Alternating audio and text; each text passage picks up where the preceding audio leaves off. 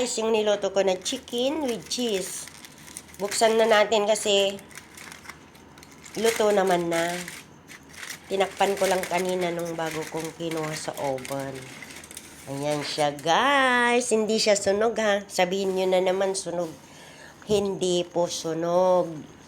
Pula lang po yan. Kasi, ayan hindi sunog.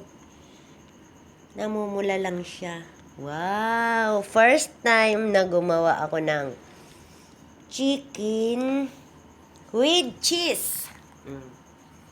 Tingnan natin ang lasa niya mamaya na kasi mainit pa. Hindi pa makain. Kaya isinare ko lang sa inyo, guys.